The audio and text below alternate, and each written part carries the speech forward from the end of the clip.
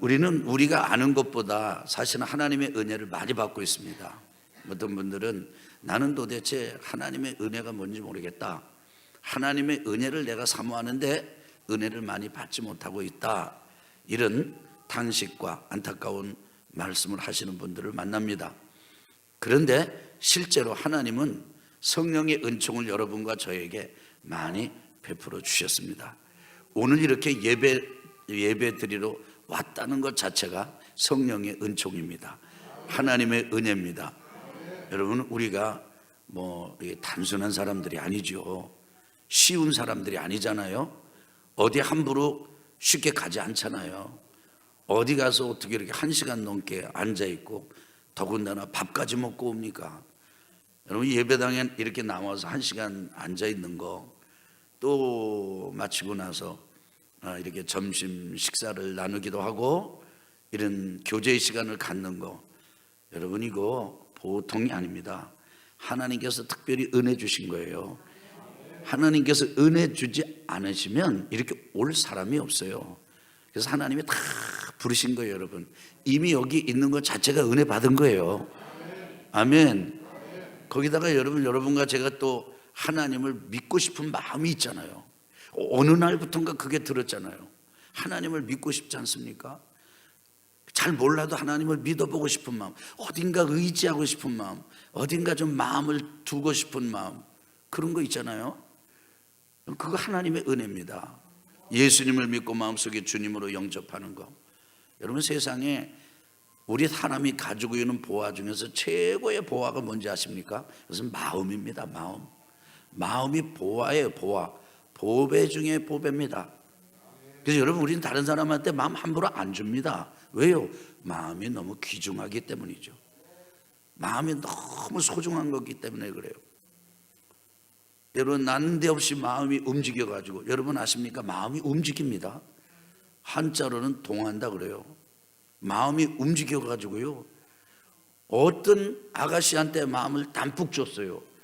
그래서 결혼하는 거예요. 아무나 하고 하는 게 아니에요. 우리 여자분 자매님들 같은 경우에 마음이 딱 움직여가지고 이 마음이 어느 한 남자한테 딱 가면은 만나서 결혼하고 가정을 이루는 것입니다. 여러분, 예수님을 주님으로 영접하고 하나님을 믿는 게 뭡니까? 우리의 마음을 예수님에게 주는 거예요. 근데 여러분, 우리 생각해 보세요. 우리가 어디 마음 쉽게 줄 사람들입니까? 우리의 마음이 쉽게 감동이 되거나 움직일 사람들입니까? 여러분, 우리 그렇게 안 됩니다. 잘 마음을 이렇게 주는 거 쉽지가 않아요. 그런데 우리가 마음을 주는 게 자꾸 드리잖아요. 다 드리고 싶은데 다 드려지지가 않아요. 그래서 다 드리기 위해서 우리의 마음을 자꾸 주님께 드립니다. 하나님께 드립니다. 아멘. 이게요, 보통 하나님의 은혜가 아니에요.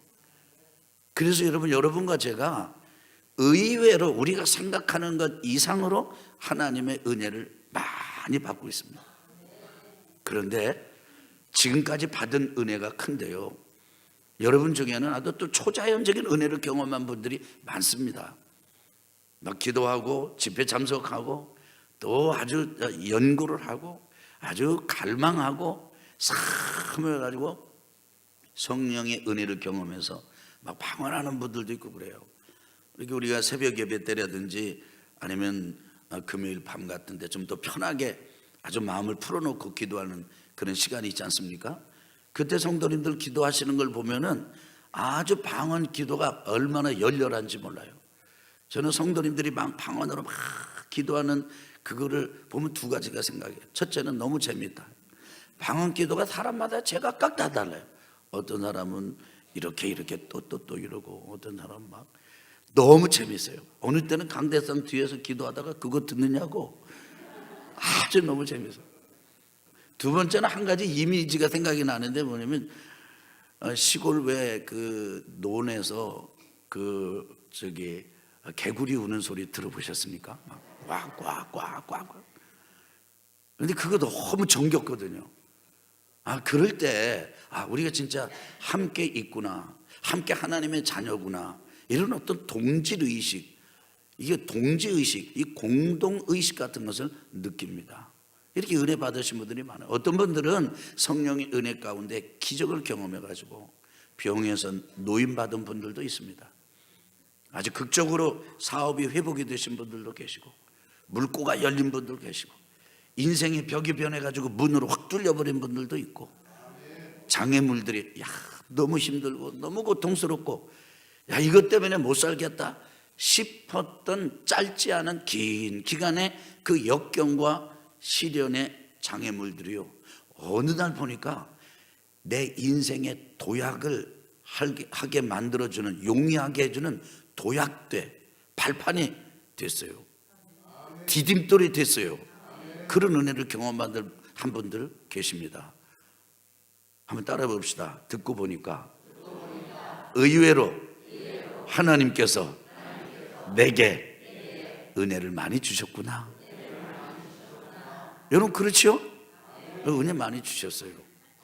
참 받은 은혜가 커요. 그리고 이 받은 은혜 감사하죠.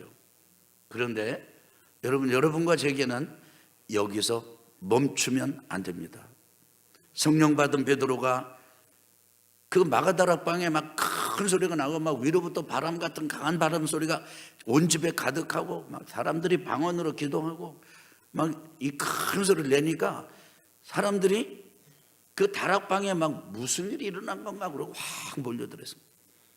아마도 그때 베드로와 11 사도들 같이 있었던 사람들이 그 사람들을 이끌고 조금 더 넓은 데로 나가지 않았을까요? 아니면 그냥 거기서부터 시작했는지 모르겠습니다만 거기서 베드로가 설교를 합니다.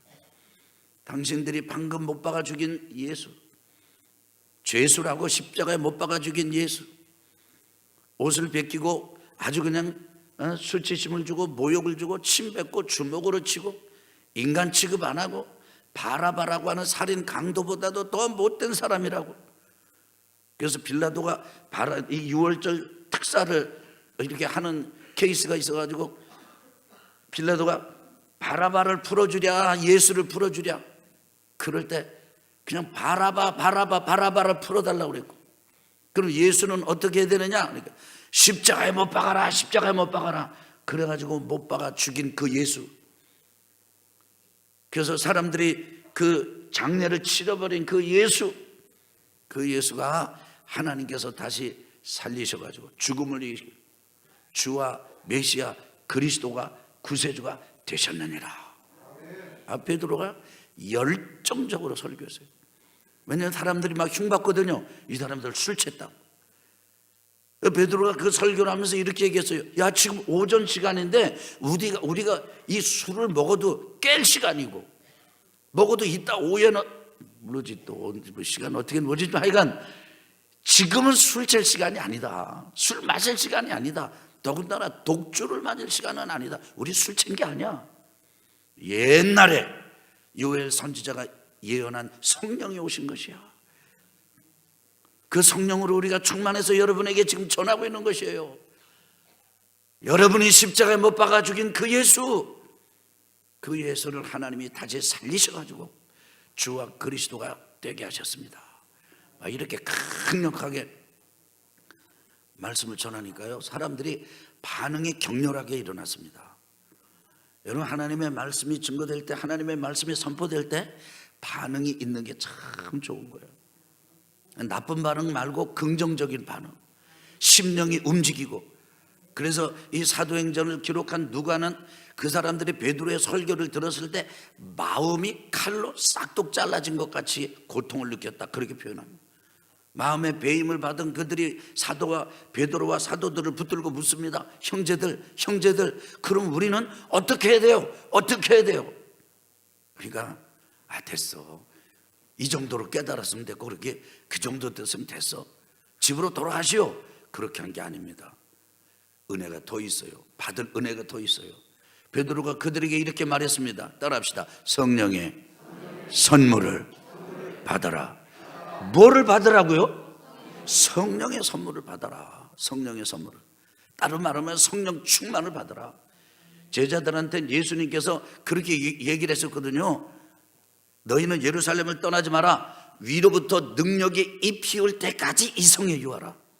베드로가요, 됐다 그만큼 늦췄으면 됐고, 지금 내 말 듣고 그 정도 반응이면 됐다, 그렇게 하는 게 아니에요.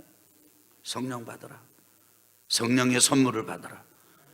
그게 예수님으로부터 베드로 자기가 들었던 얘기거든요.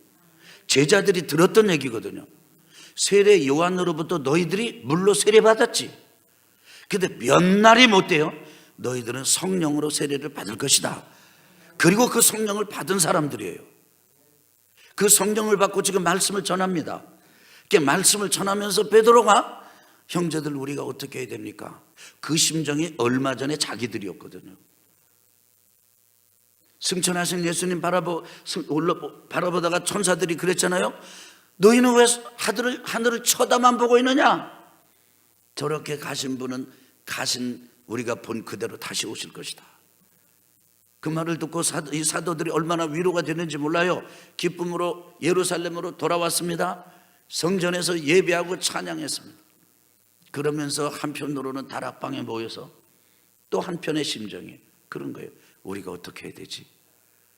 그런데 마음을 모아가지고 같이 기도한 거예요. 오로지 기도했습니다. 그랬더니 성령이 그들에게 오순절날 임하신 거예요. 그 성령의 충만함을 받고 말씀을 전할 때 똑같은 심정으로 우리 어떻게 해야 됩니까? 묻는 그들에게 베드로가 말한 것이에요. 따라합시다. 성령을 받아라. 다시 한번 성령의 선물을 받아라. 아멘. 저는 갈망합니다. 저는 기대합니다. 저는 기도합니다. 그리고 축복하고 싶습니다. 마음껏 축복하고 싶습니다. 이 시간이 바로 우리에게 그런 오순절의 시간이 되기를 기대합니다. 그리고 축복합니다. 아멘. 할렐루야. 그러면서 베드로는 성령을 받으라고만 한 게 아니고 성령을 받으려면 요렇게 하라라고 성령을 받는 방법을 제시했습니다. 그 첫째가 뭐냐면 회개입니다. 뭐라고요? 여러분, 회개해야 성령 받습니다. 회개해야 성령의 선물을 받습니다. 근데 회개는 문자적으로 마음을 바꾼다 이것입니다. 뭐를 바꾼다고요? 마음을 어느 때 바꾸게 되든가요? 내가 틀렸구나 이렇게 느낄 때 마음 바꿉니다. 난 이건 줄 알았는데 이게 아니네. 후회하는 마음이 들 때 마음을 바꿉니다. 내가 그렇게 할 게 아닌데. 후회할 때, 뉘우칠 때, 그때 마음을 바꾸는 거예요. 베드로가 그들에게 말하는 것입니다. 너희들 마음 바꿔라. 마음 바꿔라. 그런데 베드로가 그들에게 특별히 마음을 바꾸도록 강청하고 도전하고 거듭하고 설명하는 주제가 있습니다. 그것은 예수님에 대한 마음을 바꾸라는 것이에요. 누구에 대해서 마음을 바꿔요? 지금 이 베드로가 지금 성령 받은 날이 무슨 날이라고 그랬죠? 오순절 날이에요. 오순절 날 50일 열흘이 5번 지나가기 전에 거꾸로 거슬러 올라가면 그때가 6월절이에요. 원래 이 사내들인 공예는요 6월절에 예수님을 못 받고 싶지 않았어요. 왜냐하면 6월절에 사람이 많이 있었기 때문에, 그리고 예수님을 환호하고 예수님을 좋아하는 걸 알았기 때문에 만약에 예수님을 못 받다가 이 백성들한테 우리 돌 맞으면 어떡하냐, 그 6월절 지난 다음에 십자가에 못 박자 이렇게 했거든요. 좀 이렇게 죽이자 이랬는데 자기들이 요청도 안 했는데 예수님의 12제자 중에 하나 유다가 와가지고 자청해서 예수님을 넘긴다는 거예요. 얼마 주겠냐? 은 30 준다고. 4달치 봉급입니다. 4달치 봉급. 그러니까 이 사람들이 마음을 딱 바꿔가지고 그 제자가 그렇게 넘겨주는 거니까 이게 사인인가 보다. 그리고 6월절에 예수님을 십자가에 못 박아 죽였어요. 여러분, 예수님을 한밤중에 저 감람산에서 잡아왔습니다. 밤새도록 대제사장 집에서 재판했습니다. 그리고 아침이 됐을 때 빌라도에게 넘겨줬습니다. 이 사내들인 공회 의원들, 여기 사두개인들, 바리새인들, 백성들의 지도자들, 그들은요 노회한 사람들이었습니다. 아주 노련한 사람들이에요. 지금 속된 말로 그럴 때 이렇게 얘기하지 않습니까? 뭐를 푸는데 자기 손을 안 대고 푼다고. 예수님을 꼭 죽이고 싶어. 근데 자기들은 재판만 해가지고 요런 사람은 죽여야 마땅하다, 요렇게 해가지고 빌라도한테 딱 넘겨준 거예요. 빌라도는 또 어떤 사람입니까? 빌라도는 앞만 봐도 예수를 죽일 만한 그런 예수가 그런 사람이 아니에요. 더군다나 밤을 지내는 동안에 빌라도 부인이 뭐라고 그랬어요? 저 사람 상관하지 말라고. 저 사람 당신 손대면 당신 안 된다고. 그래서 빌라도는 가능하면 손을 안 떼려고 그랬어. 그런데 사람들이 집요하게 그 노쇠하고 그 아주 노회하고 그 노련한 그 이 빌라도를 꼼짝없이 묶어가지고 십자가에 못 박도록 내주겠습니다. 그러면서 예수님을 얼마나 모욕했는지 모릅니다. 침을 뱉었습니다. 옷을 벗겼다 입혔다 했습니다. 유대인의 왕이요 그래가지고 막 연극처럼 조롱하면서 왕관 대신에 예수님의 머리에다 가시관을 확 씌웠습니다. 흐르는 피를 보고 조롱했습니다. 벗은 몸을 보고 조롱했습니다. 침을 탁탁 뱉었습니다. 주먹으로 예수님 얼굴을 쳤습니다. 로마 군병은 예수님의 벗은 몸에 거의 벌거벗은 몸에 채찍을 휘둘러서 살점이 떨어져 나가고 거기 그 집안 죽은 지경이 되고 나서야 십자가 못 박아 또 죽여버렸어요. 이 사람들이 생각할 때 예수님은 당연히 십자가 못 박아 죽을 사람이에요. 그 사람들이 그렇게 생각하고 있는 거예요. 그게 그 사람들의 마음인 거예요. 그러니까 베드로가 그들에게 말하는 겁니다. 너희들 그 예수를 그래서 십자가에 못 박아 죽였잖아. 그런데 마음 바꾸어 하나님이 그를 죽은 자 가운데서 살려가지고 주와 그리스도가 되게 하셨어. 너희들의 마음을 바꾸고 십자가에 달려 돌아가신 예수. 여러분, 십자가에 달려 돌아가신 예수님, 아리마대 요셉 그 무덤에다가 장사 지내고 난 다음에 예수님이 부활하셨잖아요. 우린 믿지요? 우리 믿지요? 아멘. 우린 듣고 믿잖아요. 그런데 그 당시 사람들이 와가지고 예수님 부활했대, 예수님 부활했대 이런 얘기 들으니까 사내들인 공회 사람들은요 돈을 많이 벌었어요. 성전에 지성소가 있고 성소가 있고 또 이렇게 했는데 이방인의 들은 거 만면이 와가지고 하나님 앞에 성전에서 기도하는 집이에요. 그 기도하는 장소예요. 근데 만면이 이방 사람들이 와가지고 별로 돈이 되질 않아요. 그러니까 흩어진 유대인들, 디아스포라들, 부자 된 사람들이 와서 재물 사고 돈 바꾸게 해가지고 이방인의 뜰을 만명이 기도하는 집을 완전히 이 강도의 소굴로 만들면서 그들은 돈을 엄청 벌었어요. 그걸로 헤롯을 구워 삶았고 빌라도를 구워 삶았습니다. 로마 군병을 구워 삶았습니다. 그리고 그들의 입에다가 거짓말을 넣어줬습니다. 예수님의 제자들이 예수님의 시체를 훔쳐갔다고 그래. 그 사람들이 그 돈만큼 여론을 풍겼습니다. 그 사람들이 자기들의 십자가에 못 박아 죽인 그 예수, 제자들이 시체를 훔쳐갈 때 그냥 죽은 시체가 돼서 들면 들리고 그리고 담아가면 담아갈 수밖에 그렇게 담겨지는 그런 이미 죽은 자 예수, 도적의 작물이 되어버리는 예수, 그 사람들이 그렇게 알았다고. 그런데 지금 마치 술 취한 사람처럼 제정신이 아니야 막 뜨거워져 불이 붙어가지고 그 예수를 하나님이 살렸다고, 주와 그리스도가 되게 하셨다고. 그 얘기를 듣고 이거 어떻게 하면 되느냐고. 그러니까 마음 바꾸라. 그 예수님이 당신들의 구세주다. 당신들을 죄에서 건지고 악에서 건지고 지옥에서 건지고 저주에서 건지고 세상의 어둠에서 건지고 하나님의 나라로 인도하고 영원한 생명을 주는 메시아 그리스도 주님이라고, 구세주라고. 마음 바꿔라, 마음 바꿔라. 이 사람들이 그걸 받아들였어요. 여러분, 회개는 근본 마음을 바꾸는 것이에요. 뭐를 바꾸는 거라고요? 여러분, 지금 여기 회개하라 그랬을 때 이 사람들이 회개하는 증거 열매를 맺기까지 기다린 게 아니에요. 그날이요, 그날. 지금 회개하라. 지금 마음 바꿔라. 왜냐하면요, 마음이 바뀌면 삶은 따라 변하게 돼 있어요. 따라합시다. 마음이 바뀌면 삶은 따라서 변하게 돼 있다. 가끔 넘어졌다가 시행착오를 겪기도 하고 뭐 그런 건 있어요. 그러나 근본 마음이 바뀌면, 다시 말하면 마음을 바꾸는 회개를 하면 삶은 바뀌게 돼 있어요. 바뀌게 돼 있어요. 바뀌게 돼 있어요. 두 번째 하신 게 있어요. 두 번째, 죄사함 받아라. 뭐 받으라고요? 죄사함 받아. 여러분, 사람이 죄사함을 어디서 받습니까?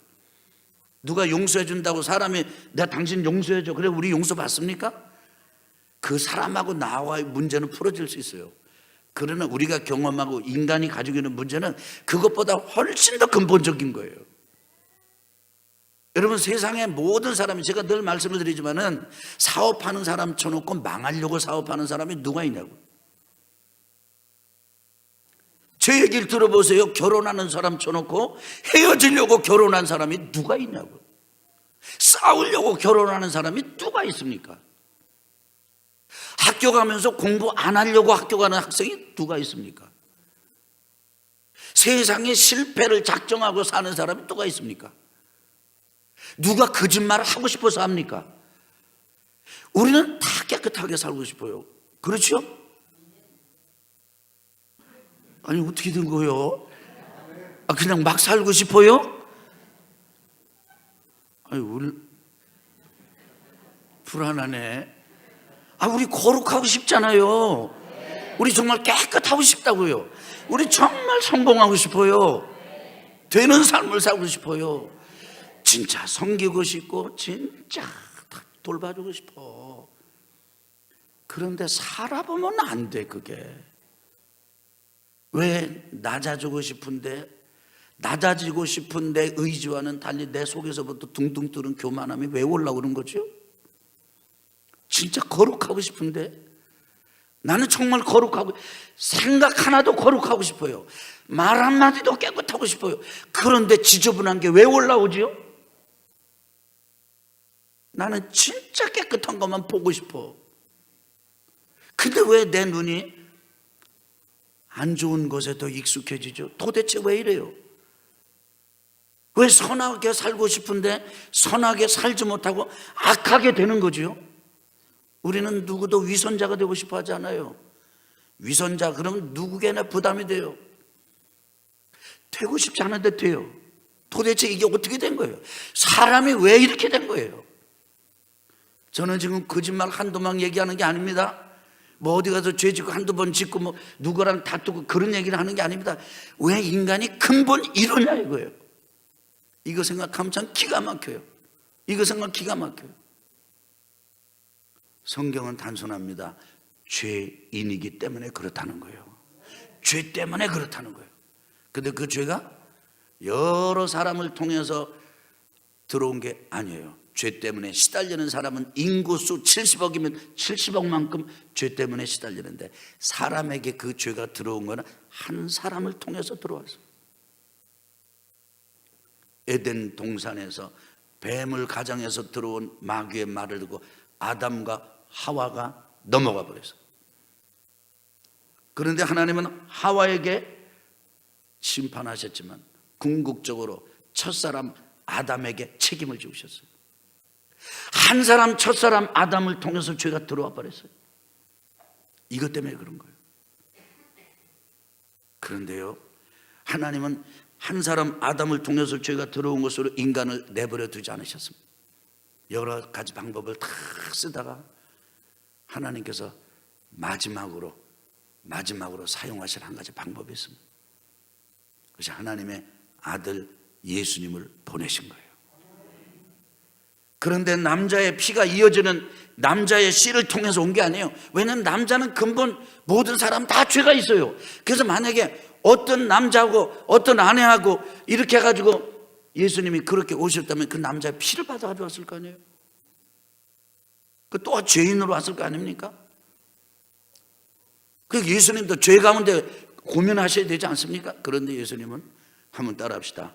동정녀, 세게 해봐요. 동정녀, 마리아의 몸에 성령으로 잉태되어 오셨다. 여러분, 옛날 불과 몇십 년 전만 하더라도요, 성령으로 동정녀 마리아의 몸에 잉태되어 가지고 오셨다면 사람들 피피 웃었습니다. 근데 지금은 어떤 시대인지 아세요? 여러분 몸에 세포 하나 딱 떼내가지고 여러분의 몸을 복제하는 시대예요. 사람도 복제를 해요. 사람도 사람을 복제할 수 있어요. 그거 지금 못하게 막아놨잖아요. 근데 사람이 사람을 복제하는 거 누구한테 배운 건지 알아요? 하나님한테 배운 거예요. 하나님이 아담 보니까 혼자 사는 게 보기 안 좋아. 그래가지고 푹 잠들게 해가지고 무엇을 뺐어요? 약간 불안하게 말씀하시는 것 같아. 확실히 갈빗대를 뺐습니다. 그 갈빗대로 사람을 만드셨어요. 옛날에 사람이 하나님께서 아담을 잠들게 해가지고 갈빗대 해가지고 하와 만드셔서 여자다 그랬다 그러면요 사람들이 웃었어요. 에이 그랬어요. 근데 지금은요 사람 세포 하나 가지고 그 사람을 만들어 버려.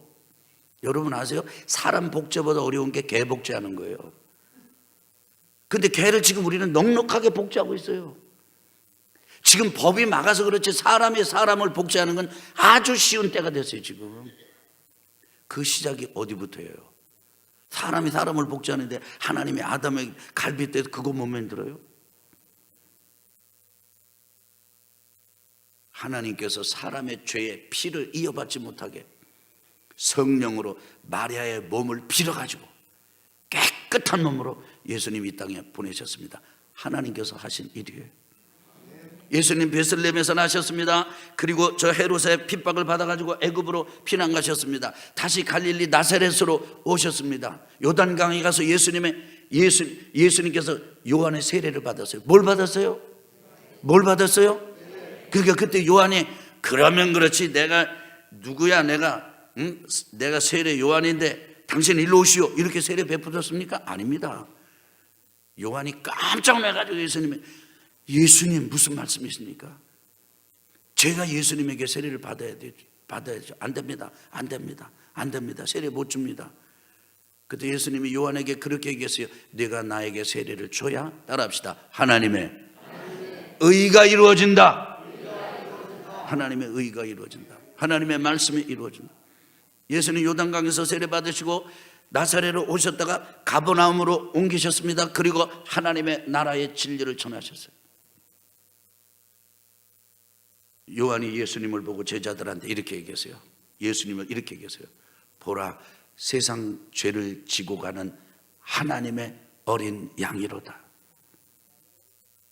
여러분 이스라엘 백성들에게 어린 양 그러면 1500년 동안 학습이 된 겁니다. 어떻게 1500년 동안 학습이 됐어요? 이스라엘 백성들이 애굽의 포로가 됐다가 나올 때 하나님께서 모세에게 말씀하셨어요.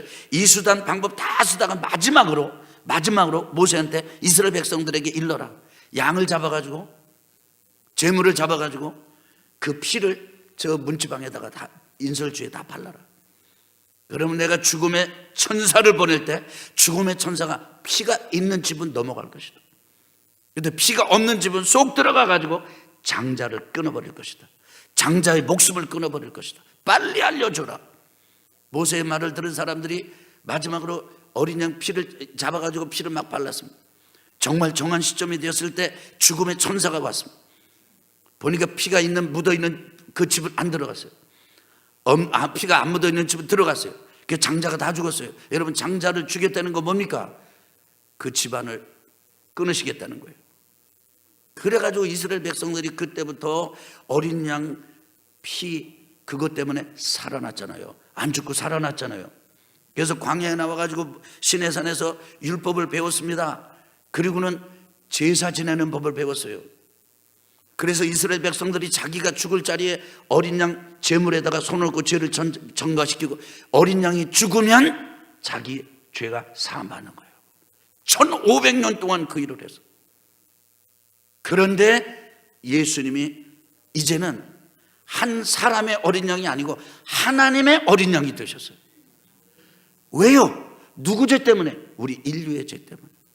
양 한 마리는 한 사람 그 사람 안수 당한 그 사람의 죄를 짊어졌지만 예수님은 하나님의 어린 양으로서 온 인류의 죄를 짊어지고 가는 어린 양이 되셨어요. 예수님 십자가에 달려 돌아가셨습니다. 돌아가실 때 어떤 일이 일어났습니까? 지성소와 성소에 가로막았던 휘장이 쫙 찢어버렸어요. 그 휘장은 사람이 붙들고 찢어도 찢어지지 않는 거예요. 하나님이 찢어주셨어요. 이제는 지성소와 성소의 구분이 무의미합니다. 예수님께서 하나님의 어린 양으로 십자가에 달려 돌아가신 그 순간 인간의 죄는 사함 받았습니다. 이제는 성이냐 속이냐 구분할 필요가 없어요. 어디서나 예수님 만나고 어디서나 예수님 믿으면 어디서나 예수님이 영접하면 하나님이 자기 아들 하나님의 어린 양 제물로 삼으셔서 십자가에 못 박아 죽인 그 은혜로 대신 사하여 주신 은혜로 예수님의 죽음의 대가로 용서를 경험하는 것입니다. 용서를 경험하는 것입니다. 여러분, 사람들이 말합니다. 믿기만 하면 죄가 용서받아? 그런 게 어디 있어? 그런 게 어디 있어? 뭔가 대가를 지불해야지. 그 사람 뭘 몰라서 하는 말입니다. 하나님은 예수님의 십자가의 죽음의 그 진리를 사람들에게 알려주기 위해서 1500년 동안이나 실습시켰어요. 그리고 동정녀 마리아 몸을 빌려 지금 말씀드린 대로 예수님 오셔서 십자가에 돌아가신 거예요. 그러니 마음을 바꾸어가지고 우리가 당연히 죄인이라고 십자가를 못 박아 죽인 그 예수가 진짜 죽음에서 살아나고 영생이 길이 되고 진리가 되고 생명이 되시는 메시아 그리스도 구세주로구나. 그러고 영접하는 순간 그 예수님 우리 안에 들어오셔서 성령으로 들어오시는 순간 하나님은 여러분과 저를 이렇게 말씀하시는 거예요. 따라합시다. 너는 따라해봐. 너는 깨끗해졌다. 깨끗해서 깨끗해진 거예요. 하나님이 아들 예수님의 십자가의 피로 깨끗하다고 말씀하시는 거예요. 앞이요 뒤요? 뒤요. 착각하면 안 돼요. 그래서 우리가 깨끗해가지고 하나님이 쏘가가지고 내가 이렇게 진짜 엉망진창인 거 하나님이 요걸 모르셨나 봐. 요걸 알으셨다면 절대 그렇게 하실 리가 없어. 그렇게 쏘가가지고 그렇게 안 해요. 하나님은 여러분과 저를 척하면 다 알아요. 다 알아요. 우리 사람도 못 속여요. 이제는 어떻게 하나님을 속여요? 우리를 다 아시는 하나님께서